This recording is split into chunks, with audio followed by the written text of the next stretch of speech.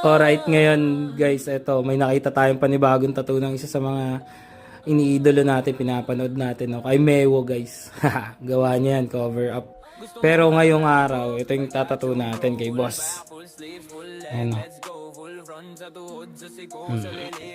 Ayan. Ayan, sa likod ng binti niya. Paano ba yan? Panoorin niyo na lang guys.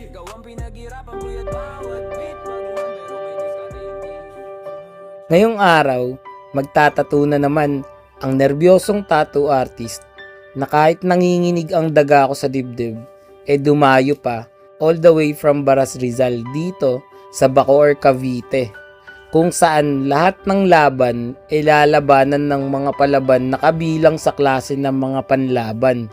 Kaya walang inaatrasan, pero wait lang daw kasi marami siya labahan. Ang totoo nga niyan, unang pag-uusap pa lang namin, mayroon na agad ako nararamdamang kakaiba sa tindig ng kanyang tinig. Mga salitang lumalabas sa kanyang bibig, mga paandar na walang tigil. Brusko niya na di tinipid, malamang pag sumabay, tsak sa langit kahahatid. Bagaman kanyang batid na di kapapalag, mistulang pusa na lumapag mula sa 100,000 palapag, na napapaisip ka na lang na pag ba tumesting ng tatag matitinag kahit na sa mata pa lang bumabagabag na. Ikaw pa rin ay madadarag, matigas bumanggit ng mga litanya kahit simentado silya ay kayang itumba. Sa messenger chat pa lang nakutuban ko na ang aking mga kalamnan ang silakbo ng mga dugo niyang pandayo na nananalaytay sa kanyang mga ugat, bumalot sumaklob sa kanyang buong sistema.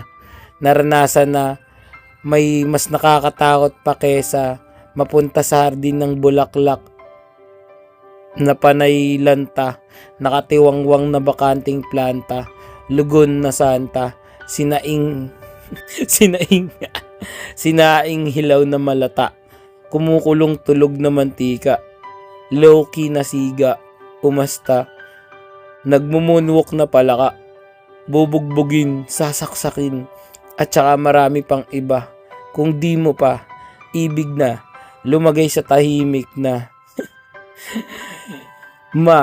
Lamang tama na, pagbukas ng iyong tenga. Huwag ka nang makinig, baka ikaw pa ay matiklop sa 5. Huwag nang subukan, siguradong malala. Mararanasang mapagpiestahan ng nag-iisa. Makipagsiksikan sa lata kasama ng mga isda. Natarantang nagyoyoga. Majujitsu ni Lola. Mataekwondo ng Kuba. 1 taong mag-isa. Pagulungin sa isang tasang 1 balding. Pagtapos magpenitensya, maglakad sa masukal na nakayapak sa mabubog na matinik na nagbabagang bulkan na may baga. Kumbaga, gugustuhin mong away-awan ng mamahinga kesa yung ganitong wantosawa na parusa na masahol pa sa mas matinding lagot ka. Basta. In short, intimidating presensya niya, which is malapit naman sa katotohanan. Yun din kasi yung stereotype, di ba, pag mga taga-etibak.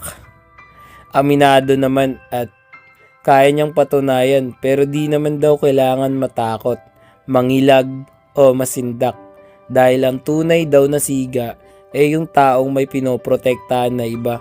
Di ba siya ang matapang, yung palaging nakikigulo. Di kabawasan sa pagkalalaki yung pagiging matalino. Di malakas ang tawag sa lahat ng nananakit ng ibang tao. Magkaiba yung basta lang walang magawa sa may prinsipyo. Siya daw, di siya duwag pero di rin matapang. Duwag madalas pero minsan nilalabas ang tapang pag kinakailangan. Pwedeng apihin pero pag gumanti, wag mo sisisihin. Ako, pwede mo ako apak-apakan, saktan, duraan, pagsamantalahan at yurakan. Wala akong pake, literal walang pakialam. Di ako lalaban. Anong mapapala ako sa mga basurang nakalimutan lang itapon sa basurahan? Di ko papatulan yung mga bobong piling maraming alam. Sayang oras ko sa mga taong konti na lang din naman ang nalalabing oras sa orasan. Di na kailangan makipagsukatan sa mga astang mataas pero nasa laylayan. Mas pabor pa ako sa mga taong dumidiskarte kaysa sa mga palkups na asal kalye. Astang mga tunay na lalaki, asong gala na sa sariling bakuran tumatae. Lamesang isang paa ay bali. Yung malas na naniniwala, umaasang baka sakali, sablay kasi puro nagpagmamadali. Naghahanap ng away sa tahimik na kalye, tumatanaw ng nakapikit sa kadiliman ng gabi. Hay! Grabe. Buti na lang si boss. Ayos. Goods naman siya. Chill lang at harmless naman daw. Sa mga taong hindi mapanakit. Sabi nga, yung mga di mo kayang kalabanin, ay kampihan mo na lang. So ayun, buti kampi kami. Kaya sa mga maangas dyan, yung mga malakas manapak, manipa, manuod, maniko, mambugbog, mangasar, eto hamon ko sa inyo. Chess tayo, ano? Teka, napahaba na naman tong kwento ko. Para sa mga tropa natin dyan na gusto ng murang tattoo kagaya nito, kontakin nyo na agad ako sa FB page More Than Vlogs. Text o tawagan ako sa cellphone number ko 0970-825-0395 bago matapos tong video. Gusto ko ipaalala sa inyo, nag-home service nga pala ako kahit saan pa kayong lupalop ng Pilipinas, mundo, daigdig, kalawakan nakatira. Kahit sa planetang Namek pa yan. Basta, kausapin nyo lang ako. Napaka-responsive ng page ko. Pag chat mo dyan, mga ilang segundo lang nakapag-reply na agad. Okay.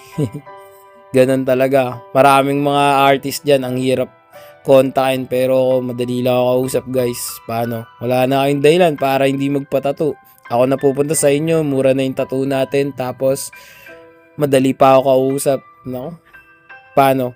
Bago matapos ng video, panoorin at alamin muna natin ang tattoo client review. Let's go! Yeah, gusto mo ba ng tattoo? I got you bro. Full back, full sleeves, full leg, let's go. Full front, sa tuhod, sa siko, sa leeg, ulo, kahit face ganado. Support local, proud, Pinoy artist. Murang tattoo pero maangas, legit. Daw ang pinaghirapan, buyat bawat beat. Baguhan pero may diskarte, hindi cheap. Line, shading, harmony, flow, texture, contrast, light and shadow. Boss, tapos na yung tattoo natin. Anong masasabi mo? The best. You know? Nakita mo na, di ba? Yes. You know? Ayos. Rate mo na boss, 1 to 10. 100. You know? Masakit ba dyan sa parte na yan? Mainam masakit. Pero kaya. Kaya. You know? Si Bossing, dinayo pa natin yun ng home service dito sa, Hindi na kapitid ako. you know, Etibac, yay. Ayun yung tattoo ni Meo. Ulit ka pa ba, boss? You know. Papay. You know. Si Bossing nga pala, OFW natin yan galing sa Adelaide. Australia, guys. You know. Next time baka patatuyan dito ni Boss o kangaroo naman. Sige boss, salamat sa tiwala. From shoulder hanggang wrist, legs to ribs, sa likod ng tenga sa chest. No miss, minimalist over style. Yo pick, every session parang track real slick. Pagsulat ng balat parang bar sa mic. Flow steady bawat linya. Tatak Pinoy pride, hindi ako magpapahuli. Solid outcome, di magpapauli. Check my craft, bawat stroke may puso. Pinagpuyatan kaya siguradong goods to support.